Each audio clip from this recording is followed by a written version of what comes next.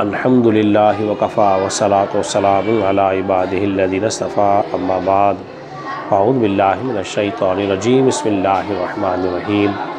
سامعین، اس وقار آپ حضرات درس حدیث سماعت کر رہے ہیں اور آج ہماری اس کتاب سے حدیث نمبر جو ہے وہ 488 ہے۔ اس روایت کو سیدنا عمران بن حسین رضی اللہ عنہ سے مروی ہے۔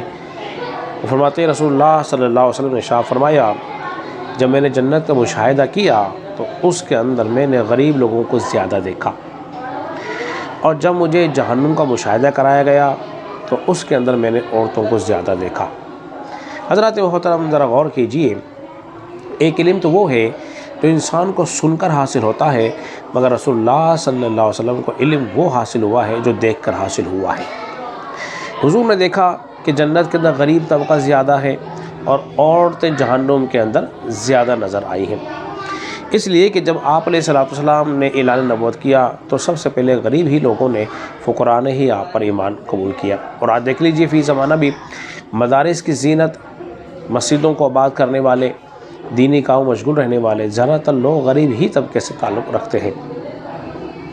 ان کے پاس مال نہیں ہوتا، اس لیے دنیا کے رنگینیوں سے دور ہوتے ہیں، اور نبی پاک علیہ السلام نے فرمایا جنت کے اندر وہ غریب طبقہ زیادہ ہوگا۔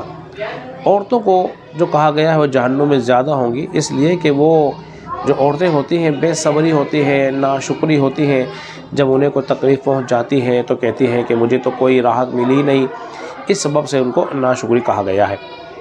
اور پھر وہ ان میں خواہشات نفسانی زیادہ ہوتی ہیں، اس لیے وہ گناہ کی مرتکب بھی زیادہ ہو جاتی ہیں، دنیا کی زیب و زینت کو زیادہ پسند کرتی ہیں، تو اس لیے وہ دنیا سے غافل ہوتی ہیں، اور جہنم میں رسول اللہ صلی اللہ علیہ وسلم نے ان کو زیادہ دیکھا ہے۔ تو اللہ رب العزت کے بارگاہ میں دعا کریں کہ اللہ تبارک و تعالی ہم سب کو سمجھنے اور عمل پیرا ہونے کی توفیق عطا فرمائے۔